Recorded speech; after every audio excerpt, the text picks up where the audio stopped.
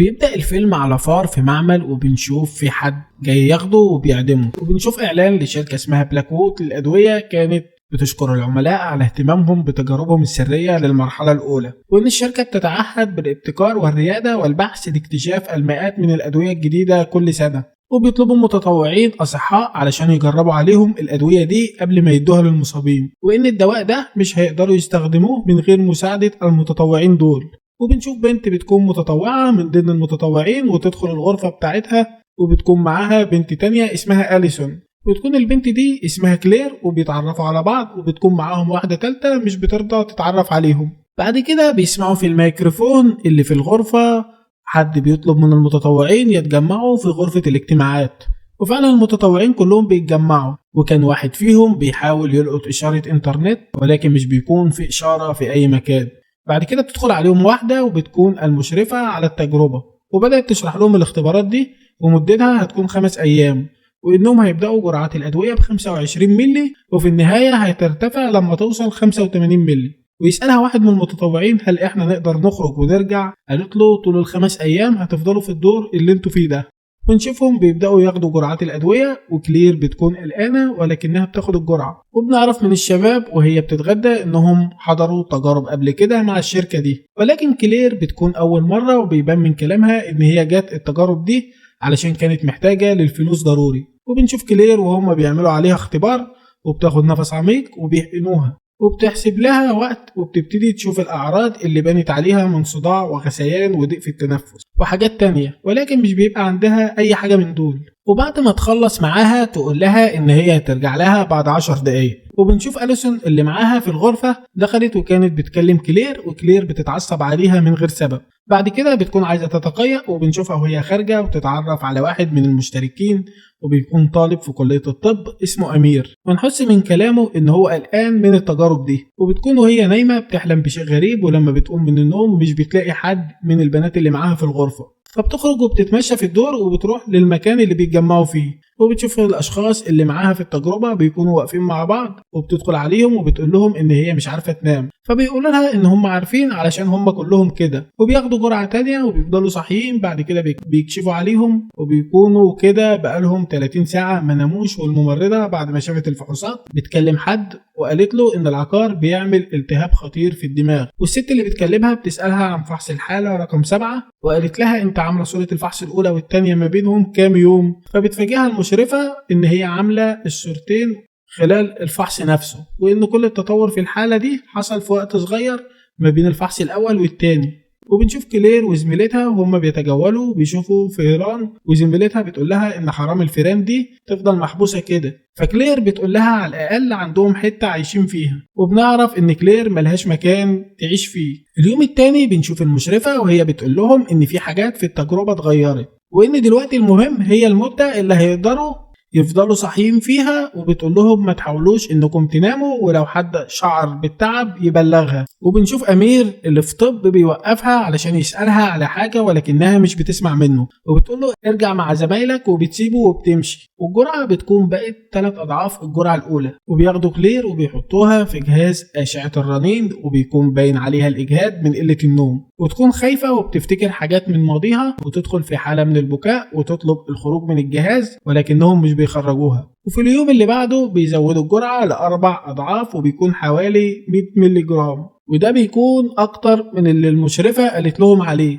ولما مش بيرضوا ياخدوا الدواء بتدخل المشرفة وبتقول لهم إن في جايزة إضافية لأي مشارك يفضل لنهاية التجربة، وهي عبارة عن 30,000 يورو لكل شخص. لما بيعرفوا بيفرحوا وبياخدوا الجرعة من غير أي مشكلة، ولكن كلير بتكون مش سعيدة هي وأمير، وبيحتفلوا، وبتكون كلير واخدة جنب مع نفسها أليسون بتاخدها، وبيحتفلوا مع بعض. وهما بيحتفلوا كلير بتتاوب فجأة وبتكون عايزة تنام، والكل بيكون قاعد بيتاوب وعايزين يناموا، والمشرفة بتكون واقفة معاهم. بعدها بتكلم الشخص اللي تابع للشركة وتقول لهم إن أجهزة المتطوعين المناعية اتعطلت بأكملها، لكنه بيلزمها وبيقول لها إن احنا ما نقدرش نوقف التجربة حاليا، وطلب منها تزود لهم الجرعة. المتطوعين بيكونوا قاعدين مع بعض، وكلير بتنام ولكن زميلتها بتصحيها وبتتكلم معاها، وكلير بتقول لها كلام يزعلها من غير ما تقصد، فبتسيبهم وبتمشي. وبنشوف امير كان معدي من الطرقه وبيسمع حد بيكلم المشرفه وبيقول لها اللي انت بتعمليه ده غلط، ومن دلوقتي لو حصل اي حاجه للناس دي مش هنتحمل المسؤوليه. ولما بتخرج بيدخل المكان اللي خرجت منه وبيشغل الكمبيوتر وبيشوف الفحوصات، ولما بيشوف كميه الالتهابات اللي في الدماغ بينصدم وبيقرر ينقل الفحوصات على فلاشه. وكلير وهي قاعده بتلاحظ ان زميلتها اللي في الغرفه قاعده لوحدها، بتروح علشان تتكلم معاها وتصالحها، بس بتلاقيها نايمة، ولكن لما بتصحيها بتكتشف ان هي بتنزف دم من مناخيرها، وفجأة عينيها كمان بتنزف، وبتطلب وقتها المساعدة من الموجودين، ولكن أليسون بتدخل في حالة تشنجات وبعدها بتموت. وتكون المشرفة موجودة وبتتصدم زي باقي اللي موجودين، وبيتفاجئوا ان تم تفعيل البروتوكول الامني وقفلوا عليهم المبنى وقدامهم 30 ثانية فقط، والكل بيحاول انه يخرج بسرعة، ولكن كلير بتفضل جنب زميلتها، فواحد بيشدها وبيخرجوا. وبنشوف الباب بيقفل والمشرفة بتكون أول واحدة وتحاول تعدي، ولكن الحديد اللي في الباب بيغرز في بطنها والباب بيقفل عليها وبيشدوها، وبعدها بتتأسف لهم بس بتموت. والمكان بيكون تم إغلاقه بشكل كامل، والساعات اللي في الحائط بتتغير وبتبتدي العداد يشتغل تنازلي، وبعد 24 ساعة المكان هيفتح من جديد. وبنشوف كلير كانت بتنام، ولكن أمير بيصحيها وبينبه عليهم إن محدش ينام أو يغمض عينيه حتى، لأن لو حد نام هيموت، وقال إنه تسلل للمكتب وشاف الفحوصات بتاعتهم، والحل الوحيد عشان يفضلوا عايشين إن هما ما يناموش لحد ما يخرجوا من المكان ويطلبوا المساعدة، ويبدأوا يدوروا على أدوية علشان تساعدهم عشان يفضلوا صحيين، وبيلاقوا أكياس ملح وبيقسموها على بعض، وده لأنها بتفوق لما بيتم استنشاقها. وبينبه عليهم أمير إنهم ما ياخدوش أي نوع من المنشطات ولا حتى يشربوا قهوة، وده لأنه بالظبط كده زي العربية اللي شغالة وبتحط عليها نار على البنزين. ولكن أمير بيقول لهم إن الخبر الكويس إن إحنا لما نخرج من هنا هيبقى علاجنا مش صعب، وهيدونا بعض الأدوية وهيحطونا تحت المراقبة، وكل اللي علينا إن إحنا ما ننامش لمدة 24 ساعة كمان لحد ما المبنى يفتح تاني. وبيكون كده بقالهم 100 ساعة صحيين. ونشوف شخص منهم كان بيوثق الأحداث بالفيديو، وكان باقي 20 ساعة عشان المكان يفتح. وكلير بتكون تعبانة جدا، والطبيب اللي معاهم يبتدي بفحصها وبيقول لها ان الالتهاب المفروض يبتدي في التراجع مع توقف الجرعة، ولكنه بيكون مصدوم من اللي شافه وبيحاول انه ما يبين لهاش، ولكنها بتلاحظ.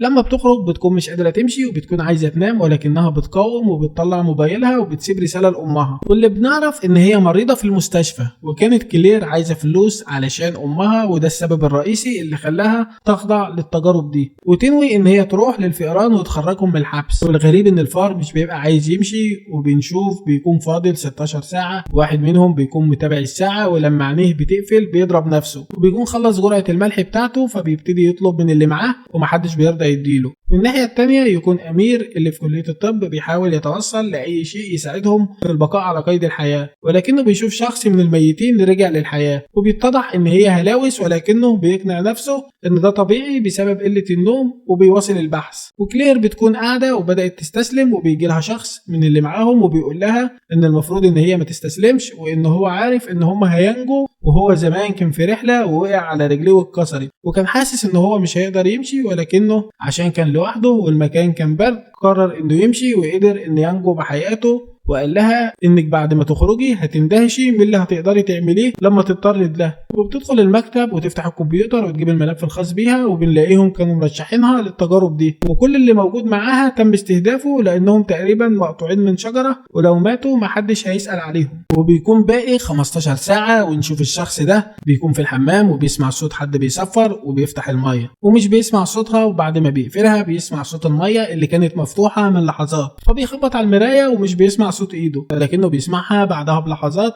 وبيكون ماشي وسامع صوت صفارة ومش بيبقى عارف مصدرها، ولكنه بيمشي ورا الصوت.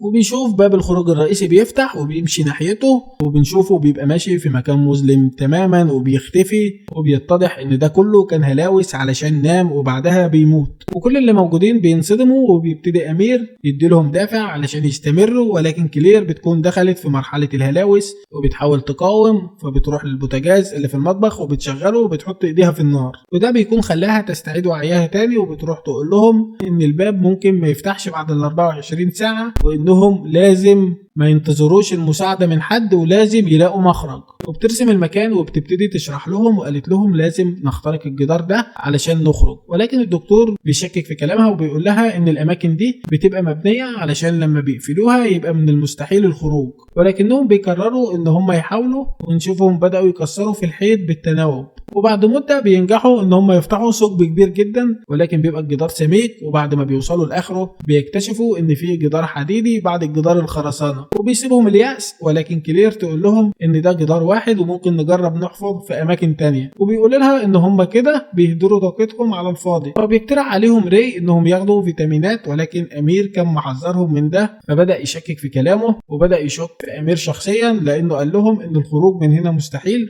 وبيسأل ازاي امير عرف كل ده مع انه اول مرة يحضر التجارب دي، وان انا حضرت اكتر من مرة ومعرفش المعلومات دي. بول بيقول له ان هو ممكن يكون عارف الكلام ده لانه مقدم عندهم على وظيفة. فرد ري عليه وقال له ممكن يكون فعلا شغال معاهم، وقال لهم انه جاسوس وممكن يكون عارف الدواء وكل حاجة كمان عن المنشأة، وإن هو موجود وسطهم علشان يعمل عليهم فحوصات وياخد منهم عينات من غير ما يحسوا. ولكن بول بيقول له لو هو واحد منهم طب إزاي قدر يفضل صحي كل المدة دي من غير ما ينام؟ وكلير بتكون راحت لأمير تكلمه وبيعتذر لها لأنه ما كانش صريح معاهم، وبيديلها ورقة كاتب فيها كل حاجة، وبيتضح إن هو اللي قفل المكان بسبب إنه حاول ينسخ الفحوصات على الفلاشة، ولكنه ما كانش يعرف إن ده ممكن يحصل وكان هينام. ولكن كلير بتطلب منه انه يساعدهم، وان هو يعتبر دكتور ومعاه مبنى كامل فيه مختبر وهو ذكي ويقدر انه يعالجهم بنفسه. وهي بتكلمه وتجيله فكره وقعد يشرح لها حاجات غريبه كده. المهم ان هم هياخدوا نوع دواء هيساعدهم في العلاج،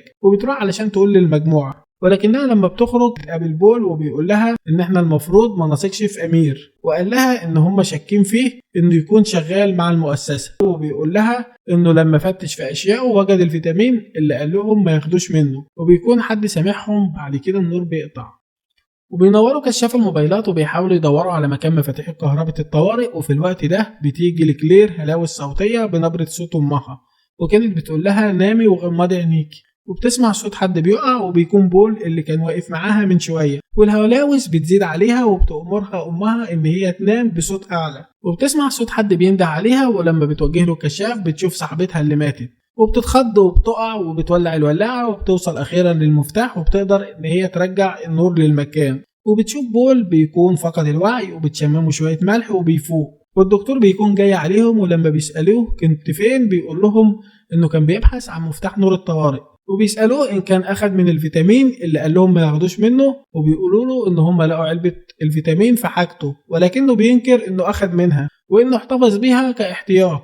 في الوقت ده بيجي ري وبيضرب امير وبياخده وبيربطه، وبداوا يتهموه ان هو اللي قطع الكهرباء، ولكنه كان بينكر. وبدأ يترجاهم ان هم يفكوه، وبدأوا يفكروا ان ممكن يكون في حد غيرهم موجود وهو اللي قطع النور، وان ممكن يكون موجود غرف سرية في المبنى. وبدأ ري يقول لأمير ان كل ما يسأله سؤال ومش هيجاوب هيقطع منه حتة من لحمه، وبيبتدي يسأله ومش بيجاوب، وكان لسه هيقطع حتة منه. ولكن كلير بتقول لهم ان عنده علاج ويقدر يساعدنا بيه. لكن راي بيكون مش مصدقه، ولما بيسأله فبيقول لهم انه يقدر يعمل محلول يساعدهم على تخفيف الضرر لحالتهم. ونشوفهم بيحضروا العقار مع بعض بعد ما الدكتور بيديلهم الوصفة. ونشوف راي بيتكلم مع البنت، وبنكتشف ان هو اللي قطع الكهرباء، وده علشان يخلي امير ينام ويثبت للكل ان هو مش بياخد العقار اللي هما بياخدوه. وبتطلع له البنت وقتها مخدر، وقالت له لو عرفت تشغل كلير هقدر احقن امير بالمخدر ده وهينام. وبنشوف العقار اللي بيحضروه بيكون اكتمل تقريبا وبيكون جاهز، وبيبدأوا يسحبوه بالحقنة علشان يدوه لكلير. وفي نفس الوقت البنت بتقرب من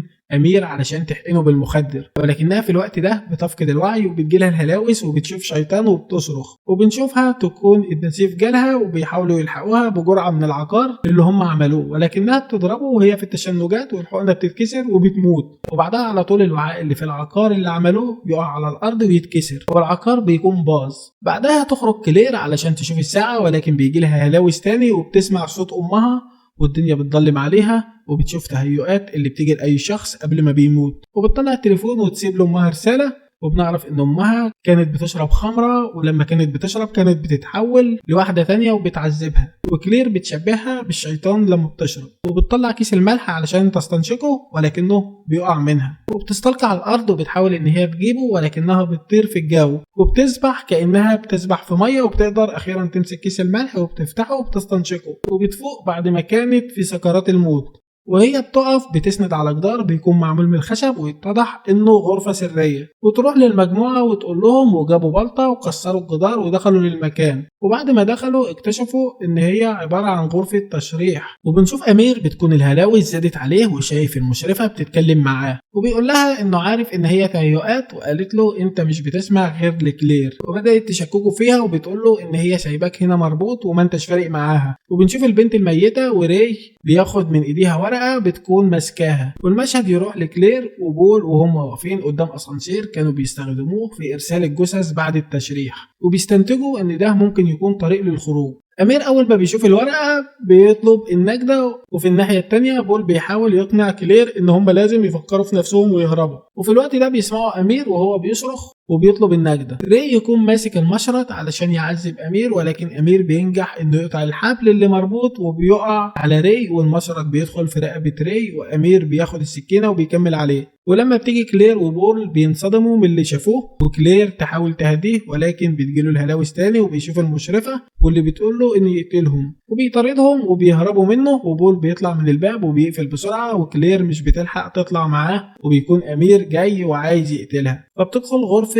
أشعة الرنين وبيدخل وراها ويبتدي يضربها، وبيشغل الجهاز من غير ما ياخد باله، وبيروح عشان يقتلها ولكن المغناطيس بيسحب السكينة. وقتها كلير بتضربه وبتهرب. في الناحية التانية بول بيكون وصل للأسانسير وبيشغله علشان يخرج من المكان لوحده، لكنه بينصدم لما بيعرف ان المكان ده مش اسانسير ولكنه محرقة لحرق الجثث، وبيبتدي المكان يسخن حواليه وبيتحرق.